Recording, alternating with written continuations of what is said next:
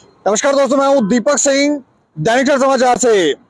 राजौरी में एक बार फिर से कुछ संदिग्धों को वहां पर छात्रों ने देखा है। सत्य कहेंगे, सत्य लिखेंगे, सत्य चलेंगे।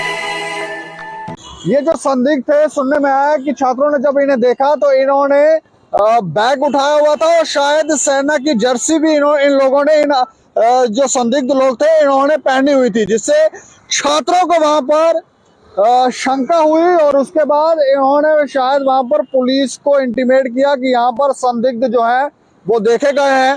और आप जानते हैं कि इस समय राजौरी और पुंछ हाईलाइट में है और यहाँ पर आए दिन इस तरह की खबरें जो है वो सामने आती रहती हैं।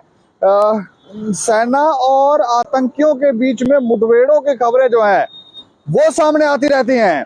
और अब जब ये छात्रों ने 4 संदिग्धों को देखा तो उसके बाद वहां पर फिर से एकदम हड़कंप मच गया और फिर शायद सुनने में आया कि वहां पर सर्च ऑपरेशन भी चलाया गया है।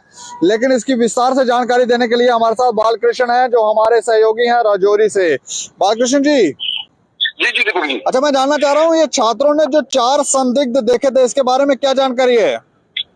दीपक जी, ये 2 दिन पहले मुरादपुर का फलियाना एरिया है, वहाँ पर 4 लोग जो थे उन्हें बैग लगाए हुए थे और एक उनमें से जो सेना की वर्दी जैसे कपड़े पहने हुए था, तो वहाँ कुछ छात्र जो ट्यूशन पढ़ने जाते तो उन्होंने देखा और उन्होंने अपने घर वालों को बोला, घर वालों ने पुलिस को इन्फॉर्म किया। उसके बाद वहाँ पर सेना और तो जो हमारी एसओजी की टीम है वहाँ पर पूरा सर्च और कार्डन लगाया गया। 2-3 घंटे मशक्कत करने के बाद वो जो 4 लोग थे वो पुंछ के रहने वाले थे, वो लकड़हारे हैं।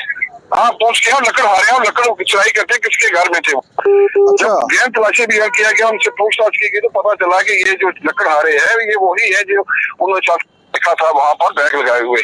जी दीपक जी। अच्छा, मतलब वो लकड़हारे थे, वो कोई आतंकी नहीं थे? ये बिल्कुल दीपक जी, वो लकड़हारे थे, वो कोई आतंकी नहीं थे और वो पुंछ के रहने वाले थे। क्योंकि ये फलियाना एरिया वही है जितना आपने बताया कि पिछले साल 14 जनवरी को फलियाना एरिया में 14 दिसंबर को फलियाना एरिया में ये लोग आए थे और फलियाना में 2 सिविल लोगों की किलिंग की गई थी। उसके बाद ये लोग सतर्क हैं, जैसे ही कोई अनहोनी वहां मिलता है तो उसी तुरंत ये आर्मी और पुलिस को सूचित कर देते हैं। ये दीपक जी। अच्छा, मतलब हाईवे के ऊपर था कि थोड़ा जंगल वाला एरिया? हाँ, हाईवे से तकरीबन आधा किलोमीटर है, हाईवे के साथ लगता एरिया है और राजौरी से मात्र 2 किलोमीटर की दूरी पर है ये फलियाना और मुरादपुर का एरिया। तो उसके बाद मतलब सेना ने सर्च ऑपरेशन चलाया तो उसके बाद ये 4 लोग सेना ने इनको डिटेन कर लिया। बिल्कुल दीपक जी, ये सेना और एसओजी ने पूरा मुरादपुर का एरिया, बतौनी, सावनी, ये पूरा एरिया कार्डन कर दिया था और सर्च ऑपरेशन जो है तकरीबन 4 घंटे सर्च चलता रहा।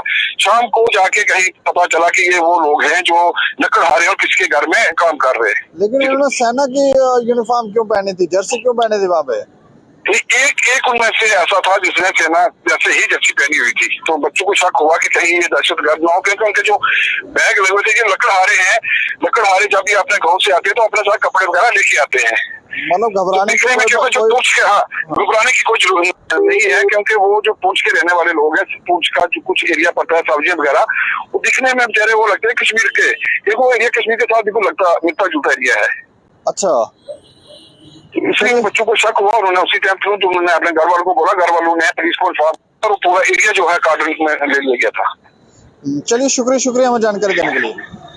Thank you.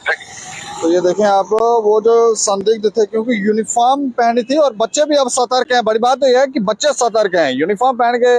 जैसे 4 लोग थे उनमें से एक ने यूनिफॉर्म कोई पहनी होगी सेना की, कोई या तो कई बार कुछ लोगों को मिल जाते हैं कपड़े तो वो डाल लेते हैं, तो बैग भी लटकाए हुए थे। तो इन बच्चों को शक हुआ और शंका के बाद उन्होंने घर जाके बताया और फिर उन्होंने पुलिस को इंटीमेट किया। उसके बाद सर्च ऑपरेशन चलाया गया और बाद में पता ये चला कि ये लकड़हारे हैं। उनसे शायद पूछताछ हुई होगी लेकिन वो लकड़हारे निकले। घबराने की कोई बात नहीं है, लेकिन राजौरी और पुंछ में अब भी स्थितियां नॉर्मल नहीं है। वहां पर सर्च ऑपरेशन चलाए जा रहे हैं, आतंकियों की खोज जारी है। कहीं भी पता चलता है कि यहाँ आतंकी हैं तो वहां पर फिर उनको 7 हुरों के पास पहुंचाने का भी काम चल रहा है। इस पर आप राय भी रखें और देखते हैं दैनिक समाचार। मुझे और मैं सहयोगी राजीव गुप्ता को दें इजाजत। नमस्कार।